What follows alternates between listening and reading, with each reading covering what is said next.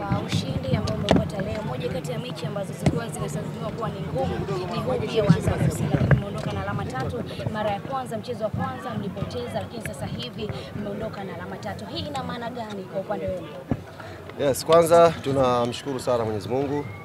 Tumepata matokeo mazuri leo. Tumepata pointi 3 kwenye mchezo mgumu kwenye huu mzunguko wa pili, na zilikuwa pointi 3 muhimu kwa kutazama msimamo wa ligi ulivyo. Chukue fursa hii kupongeza sana wachezaji wetu wote wa klabu yetu ya Yanga, tupongeze sana benchi la ufundi, na mwisho ni wapongeze sana mashabiki wa Young Africans ambao wamekuja kwa wingi leo hapa kuhakikisha wanaisukuma timu ipate matokeo mazuri. Ni vile Mwenyezi Mungu alipanga hii mechi 2-1. Lakini kipindi cha kwanza tulicheza nafasi nyingi ambazo tungeweza kufunga hata goli 4 mpaka 5. Lakini kipindi cha pili tumerudi, ukizingatia tuna mechi back to back, tuna mechi hapa ya kombe la CRDB, tuna mechi hapa ya ligi tena kule Manyara. Kwa mwalimu lazima tempo ishuke chini, tumiliki mchezo. Kwa bahati mbaya tukawaruhusu wakarudi mchezoni wakapata goli 1. Kwa hiyo all in all tumepata ushindi wa goli 2-1 na point 3. Tunamshukuru Mwenyezi Mungu. Kuruhusu goli kwa kipa Diarra tena sasa hivi leo hii ameruhusu. Hii inaonyesha kwamba kuna maneno yazungumzwa mengi kwamba kiwango chake kimeshuka. Kuruhusu na leo tena clean sheet nyingine inapotea. Hii ina maana hiyo kwa upande wenu? Hapana, hizo ni ajenda za hovyo ambazo mnazitengeneza nyie na sijui ni kwa sababu gani. Diarra sio malaika. Ziko mechi atacheza, ataruhusu goli, ziko mechi atapata clean sheet. Kitu cha msingi kwenye klabu yetu ni timu ipate matokeo mazuri. Hatuko hapa kuangalia nani amepata clean sheet, nani kapata goli. Ajenda namba 1 ambayo wachezaji wote wanaifanyia kazi ni timu ipate matokeo mazuri. Na ndicho ambacho kimefanyika siku ya leo.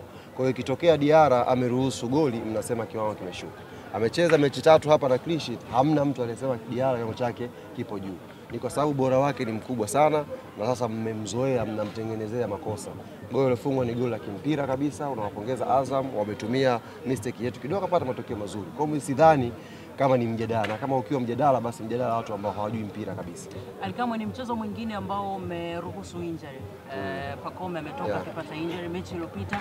Tumeona Khalid Aucho naye pia akipata injury. Sasa hivi mechi zimebaki chache na tuna kesho inshallah atafanyia check up na atatoa taarifa rasmi. Nyingi kwa taarifa ya awali kupitia yeye mwenyewe anasema ni majeraha kidogo ambayo kayapata. Aziz Ki amerudi kwa 100%?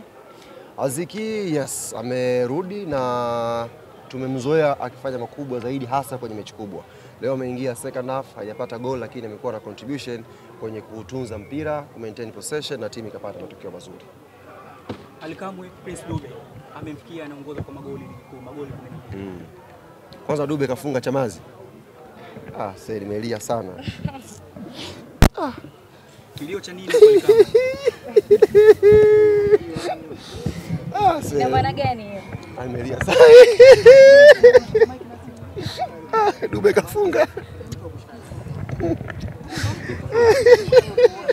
Leo hajazimiwa taa. Sijaamini. Waandishi msicheke inaumiza. Asante. Dube kafunga Chamazi. Kulikuwa kuna ugumu gani kiasi gani? Niacheni.